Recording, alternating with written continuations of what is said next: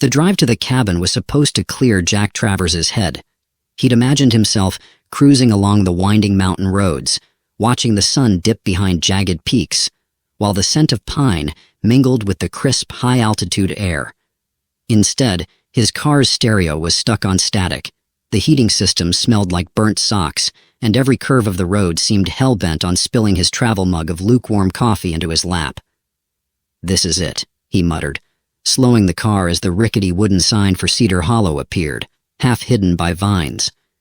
It wasn't much of a town, just a gas station, a diner, and a post office run by a guy named Dale, who always seemed mildly suspicious of anyone mailing more than one package at a time, but it was the last speck of civilization before the wilderness. Jack squinted through his windshield as the road turned rough, bumping and jostling his car. The forest pressed in on either side, dark and dense, the towering pines giving way only for the occasional sliver of moonlight. It had been years since he'd come to the cabin. Work, relationships, and life's general chaos had kept him tethered to the city. Now, burned out from late nights coding for a company that treated him like an overworked algorithm, he was desperate for a reset. "I need this," Jack said aloud, as if convincing himself. But as he rounded the last bend, his heart skipped a beat. The cabin was there just as he remembered it, tucked into a clearing at the edge of a slope. But something was wrong. The windows, which should have been dark and cold, were glowing faintly. A warm, pulsating light spilled out from behind the curtains, casting strange, shifting patterns onto the porch. Jack slammed on the brakes, his car skidding slightly on the gravel. Okay, what the hell? For a moment he sat frozen, his hands gripping the wheel. He hadn't told anyone he was coming here.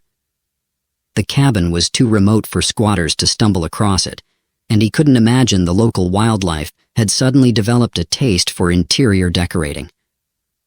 Then a thought struck him.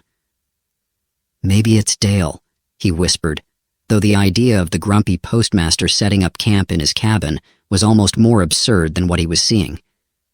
Grabbing his flashlight and his phone, just in case he needed to call the police or, more realistically, Dale, Jack got out of the car. The forest was eerily silent. Even the usual sounds of chirping crickets and rustling leaves seemed to have vanished, replaced by a faint hum, low and resonant, that seemed to come from the direction of the cabin. "Great," Jack muttered. "I came out here to escape stress, and now I'm walking into a horror movie." As he approached the cabin, he crouched behind a tree, peering at the scene ahead. Through a small gap in the curtains, he could see movement, shadows dancing in a rhythmic, almost fluid way. He couldn't make out any details, but the light was unlike anything he'd ever seen. It wasn't just shining, it was alive, pulsing in waves, as if the cabin itself was breathing. Jack shifted slightly, and his foot snapped a twig. The shadows inside froze. "Nice one, Travers," he muttered, heart pounding. Before he could decide whether to retreat or charge in swinging his flashlight like a weapon, the front door creaked open. Jack held his breath, expecting, well, he didn't know what to expect. A bear? An axe-wielding maniac? Dale with a lantern and a sandwich? What he saw was none of those things. A figure stepped into the doorway, silhouetted against the glowing interior. It was humanoid, but there was something off. The proportions were just slightly wrong, too tall, too elegant, with limbs that moved in a way that was both graceful and unsettling. Then the figure turned, and Jack got a glimpse of its face. Or her face, he realized. It was definitely feminine, but alien in the truest sense of the word. Her skin shimmered like liquid silver, catching the faint light in iridescent waves. Her eyes were large and without pupils, glowing faintly with a soft, golden hue. Her hair, or at least what looked like hair, floated gently around her head, as if caught in an invisible breeze. Jack's first coherent thought was, "This is not happening." His second thought was, "I really should have brought more coffee." The alien woman tilted her head, as if listening to something he couldn't hear. Then, with a startling swiftness, she darted back inside, slamming the door shut behind her. "Okay," Jack whispered to himself, backing up a step. "So, not Dale." Despite every instinct screaming at him to leave, Jack found himself edging closer to the cabin. His curiosity warred with his fear, and curiosity was winning. He reached the porch, his heart hammering in his chest. The hum was louder now, almost like a low-frequency vibration that he could feel in his bones. Tentatively, he pressed his ear against the wooden door. Seriously? The voice startled him so badly that he yelped and nearly fell off the porch. Spinning around, he found himself face to face with the alien woman, who had somehow snuck outside without making a sound. She stared at him, unblinking, her glowing eyes narrowing slightly. Jack raised his hands, palms out. Hi. I live here?" The woman tilted her head again, this time with what he swore was an expression of exasperation. She said something, but the sound that came out was like a mix of musical tones and static, utterly incomprehensible. Jack blinked. "Sorry, I don't speak whatever that is." She sighed, a universal gesture it seemed, and reached into a pouch at her side. Pulling out a small, disc-like device, she pressed a button, and a burst of holographic symbols hovered in the air between them. The device emitted a short burst of static before a robotic voice translated, "Leave." "Dangerous." Jack frowned. "Dangerous? What's dangerous?" The alien woman pointed emphatically at him, then at herself, then back at the cabin. "Oh, great," Jack said, throwing up his hands. "I drive 5 hours to get away from life's insanity, and now there's a glowing space lady telling me to leave my own cabin. This is fine. Totally normal." The woman stared at him, her expression unreadable. Then, to Jack's astonishment, she rolled her eyes, an unmistakable gesture of shared frustration. "Well," Jack said, lowering his hands and attempting a weak smile, "since we're both having a bad night, how about we start over? Hi, I'm Jack. You are—" The alien hesitated, then pressed another button on her device. "Lyra," the robotic voice translated. Jack nodded. "Lyra. Nice to meet you, I guess." He paused, glancing at the glowing cabin. "So, why are you in my house?" Lyra sighed again, but this time there was something almost human about it. With a resigned wave of her hand, she gestured for Jack to follow her inside. As he stepped through the doorway, Jack realized 2 things. First, the interior of his cabin was almost unrecognizable, transformed into a strange high-tech sanctuary filled with glowing orbs, floating panels, and a peculiar humming device in the corner that looked suspiciously like it could explode. Second, whatever he'd just walked into, it was about to turn his entire life upside down. "Great," he muttered under his breath. "Should have just stayed at Dale's." Jack stood in the middle of what was once his rustic, cozy mountain getaway. The log walls and worn furniture were still there, somewhere, but they'd been overtaken by glowing, humming, and downright incomprehensible alien technology. Strange, translucent panels floated in mid-air, displaying shifting symbols that reminded him of a hyperactive screensaver. The air was warmer, thicker, and smelled faintly of ozone and— was that mint? His gaze landed on a spherical device in the corner, softly humming and emitting a pulsing golden light. "That thing," Jack muttered, pointing at it, "looks like it's about 5 seconds away from either exploding or summoning a demon." Lyra, standing by the device with an expression that screamed, "I regret everything," tapped her translator again. "Not explosion. Stabilizer." Jack blinked. "Oh, great. A stabilizer, because that clears everything up." Lyra tilted her head in what he was starting to recognize as her version of a sarcastic eye roll. She pressed a button on the stabilizer, and the hum lowered a pitch. The glowing panels flickered and rearranged themselves, revealing more of the cabin's original interior. "That's my recliner," Jack said, pointing at the corner now partially visible. "And my coffee table. Glad to see they survived. Whatever this is." Lyra ignored him, focused on adjusting a sequence of controls that floated in the air before her. Her silver, almost liquid-like skin shimmered faintly as she worked. Jack tried not to stare, but it was hard not to. Everything about her was fascinating and terrifying. "So," he said after a moment, his voice intentionally casual, You want to tell me why my cabin looks like a set from Star Trek? She paused, glancing at him, then pressed another button on her translator. The robotic voice responded, refuge, hiding, emergency.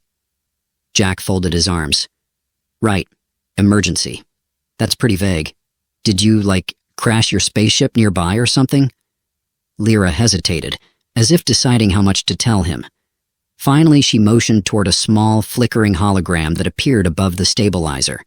It was a schematic of a sleek, elongated vessel with jagged edges that gave it an almost predatory look. Parts of the ship were highlighted in red, clearly indicating damage. That's your ship? Jack asked. Was, the translator replied. Wait. Jack held up a hand. You're telling me that thing crashed here? How? I didn't hear anything. No big explosions, no sonic booms, nothing.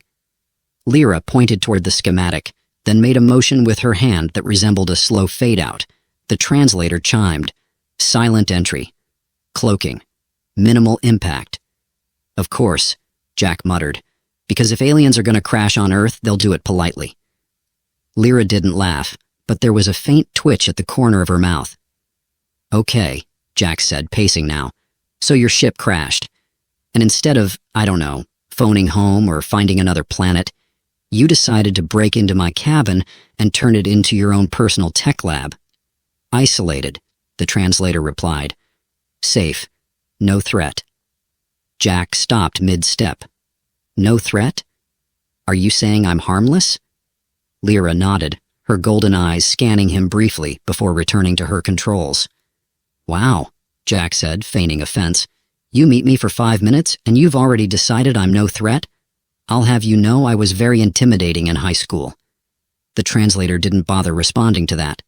Jack sighed, rubbing the back of his neck.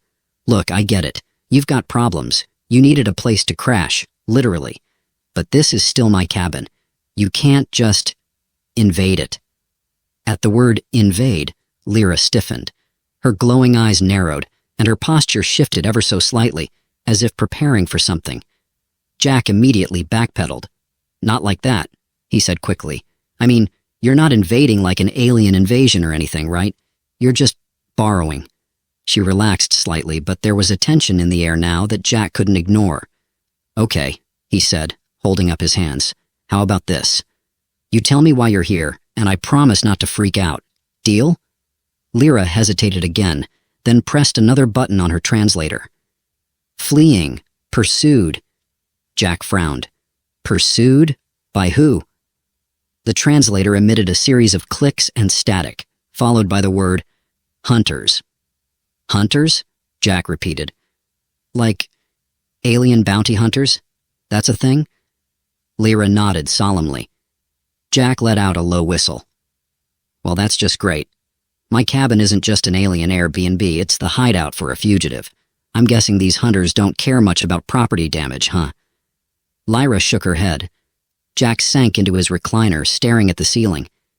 You know, I came out here to relax, get away from stress, maybe write a book or learn how to whittle or something. Instead, I've got glowing space tech and intergalactic bad guys on my doorstep. Fantastic. Lyra watched him for a moment, then pressed a few more buttons on her translator. Not safe, it said. Must leave. Yeah, I got that part, Jack said. But here's the thing. I can't just leave. This is my place. I don't exactly have a second cabin lying around. The translator responded with a flat, robotic monotone. Regret. Jack chuckled despite himself.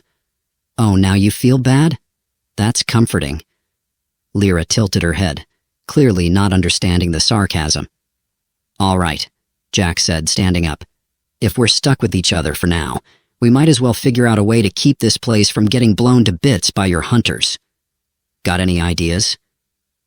Lyra hesitated, then tapped a sequence on one of the glowing panels. A holographic display appeared, showing a cluster of small, sleek ships circling the area near the cabin. The translator chimed. Scouts. Searching. Jack swallowed hard. How long until they find you? Or us, I guess. Lyra didn't respond directly. Instead, she pointed to the stabilizer, then to the golden pulsing device in the corner. The translator said, "Incomplete. Need time." Jack stared at her. "You're fixing some kind of... what? An alien power core? A cloaking device?" "Both," the translator replied. "Of course," Jack muttered. "Why not make it more complicated? While you're at it, can you also install a hot tub? Maybe a pizza oven?" Lyra gave him a blank look, which was somehow more unnerving than an actual glare. "Never mind," Jack said, rubbing his temples. "The point is, we're on a clock, right? We have to finish your... whatever this is before they find us." Lyra nodded. "All right," Jack said, forcing himself to stay calm. "Let's do this. You tell me what you need and I'll help. But for the record, if your hunters show up and start blasting holes in my cabin, you're paying for the repairs." The translator chirped. "Agree." Jack stared at her, unsure if she was serious or just humoring him. Either way, he had a feeling his quiet weekend getaway was about to get a whole lot louder and weirder. Jack woke the next morning to the soft rhythmic hum of alien machinery and a vague sense of dread. He squinted against the golden light filtering through the window, or more accurately, through what used to be a window. It was now some kind of shimmering force field that hummed when he poked it the night before. He hadn't slept well, thanks to dreams of glowing-eyed hunters blasting his cabin into splinters. "Morning," Jack muttered, dragging himself off the couch. He hadn't dared sleep in his bed, which had been thoroughly commandeered by a floating dome-shaped contraption that looked suspiciously like a high-tech coffee maker. Lyra was already awake, or did she even sleep, and standing by the stabilizer, her delicate hands moving with lightning speed over a holographic interface. Her shimmering silver skin caught the morning light, making her look more like a sculpture than a person. "Do aliens even do mornings?" Jack asked, running a hand through his bedhead. Lyra glanced at him but didn't respond. Her translator device was lying on the table next to a bowl of half-eaten cereal. Jack stared at it. "Wait," he said, pointing. "Did you eat that? Or did my cabin just conjure up floating tech and a ghost that likes frosted flakes?" Lyra picked up the translator and pressed a button. The robotic voice replied, "Tried." "Insufficient." Jack blinked. "What do you mean, insufficient? That's a perfectly good breakfast." The translator buzzed again. "Primitive." Jack put a hand to his chest, feigning offense. "Excuse me, Princess Space Lady, but those are name-brand flakes. They even have marshmallows. Primitive, my foot." Lyra didn't seem amused. She motioned to a sleek device on the counter that Jack hadn't noticed before. It looked like a blender had been fused with a glowing lava lamp. Inside was a swirling, iridescent liquid. "That," Jack said, pointing, "is either your breakfast or the thing that's going to kill me when it inevitably explodes." The translator replied, "Nutrition synthesis." "Safe." Jack grabbed a nearby mug and held it up. "I'll stick to coffee, thanks." He paused. "Wait, do aliens drink coffee? Please tell me you have coffee in space." Lyra stared at him blankly. "No coffee," Jack muttered. "Figures. You've got spaceships and cloaking tech, but no coffee. What a tragedy." Before Lyra could respond, or roll her eyes again, a sharp beeping sound filled the cabin. She froze, her golden eyes narrowing as she spun toward a floating control panel. Jack tensed. "That's not the good kind of beep, is it?" Lyra didn't need the translator for him to know the answer. She tapped furiously on the controls, and a holographic display appeared. On it, a cluster of glowing red dots moved in formation, converging on a central point, the cabin. Jack felt his stomach drop. "Let me guess, those are the hunters?" The translator replied, "Scouts. Proximity increasing." "Great," Jack muttered, grabbing his jacket. "Time to pack up and oh wait, this is my house, I can't leave." Lyra motioned for him to stay quiet, then pressed a button on the stabilizer. The hum in the air grew louder, and the cabin's glowing panels began to shift and rearrange themselves. The walls shimmered, and the force field over the windows flickered before solidifying again. "Are we cloaking?" Jack asked, his voice rising with hope. The translator replied, "Masking. Temporary." "Temporary?" Jack repeated. "Define temporary. Like 5 minutes? 5 hours?" Should I start digging a hole and hiding in it? Lyra ignored him, her focus entirely on the stabilizer. Jack groaned and ran a hand through his hair. Fantastic. I came out here to escape stress, and now I'm playing hide-and-seek with alien bounty hunters. My therapist is gonna love this. The holographic display shifted, showing the red dots moving closer. Jack leaned over to get a better look, accidentally knocking over a small alien device. It hit the floor with a metallic clink, and Lyra shot him a glare that needed no translation. Sorry, Jack whispered, picking it up. But maybe if you labeled this stuff, I wouldn't. The device in his hand lit up, and a thin, high-pitched whine filled the air. Jack froze. That's bad, isn't it? He asked. The translator buzzed. Destructive. Jack's eyes widened. Destructive? As in boom? Lyra snatched the device from his hand and pressed a sequence of buttons. The whine faded, and Jack let out a shaky breath. Okay, he said, backing away from the table. I'm officially on a strict don't-touch-anything policy. Happy? Lyra didn't respond, but the faintest smirk tugged at the corner of her lips. The tension was broken, albeit briefly, by another series of beeps from the control panel. Lyra's smirk vanished as she tapped the panel again. The holographic display zoomed in on the scouts, now dangerously close. Jack felt a bead of sweat roll down his temple. So, what's the plan here? Do we fight them? Hide? Bake them cookies and hope they leave us alone? Lyra pressed a button, and the translator replied, Divert. Divert? Jack echoed. How do we… Before he could finish, Lyra activated another device, and the stabilizer pulsed brightly. A burst of golden light shot into the sky, fading as quickly as it appeared. The translator buzzed. Signal. False trail. Jack frowned. Wait, you just sent out a fake signal? Like an intergalactic decoy? Lyra nodded. That's genius, Jack admitted, then paused. Unless, of course, they figure it out and come back angrier. Which they will, because my luck is terrible. The translator chimed. Likelihood minimal. Minimal? Jack said, raising an eyebrow. I'd like that in writing, please.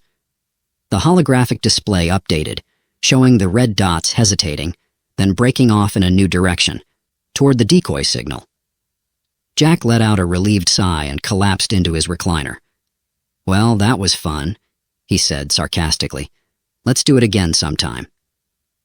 Lyra powered down the stabilizer, the hum lowering to a soft purr. She glanced at Jack, her expression unreadable before turning back to her controls.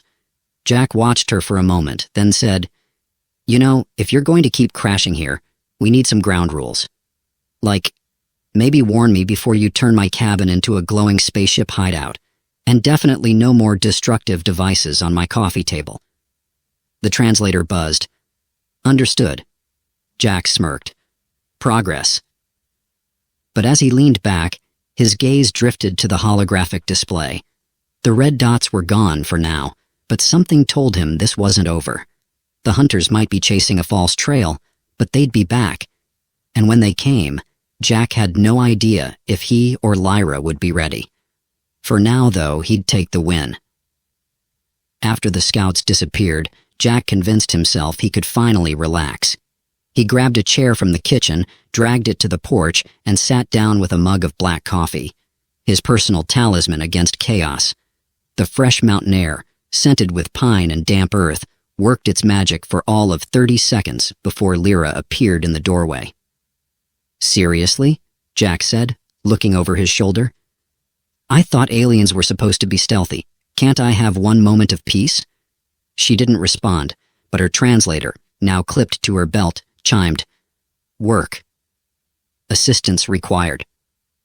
Jack groaned. Look, I'm not exactly NASA. Whatever alien genius project you're working on, I'm pretty sure I'll just make it worse. Incorrect, the translator replied with annoying certainty. Jack sipped his coffee, glaring at her. Let me guess. You need me to press a glowing button, and if I press the wrong one, the cabin turns into a black hole. Lyra's expression didn't change, but he caught the faintest twitch of her silver eyebrows. Was that amusement? He wasn't sure, but it was enough to pique his curiosity. "Fine," Jack said, standing and setting his mug on the porch rail. "Lead the way, Space Princess." Inside, the cabin was more chaotic than ever. The stabilizer now had several new attachments, floating, spinning discs that emitted soft, rhythmic beeps. Another panel projected a map of the surrounding area, dotted with strange, flickering symbols.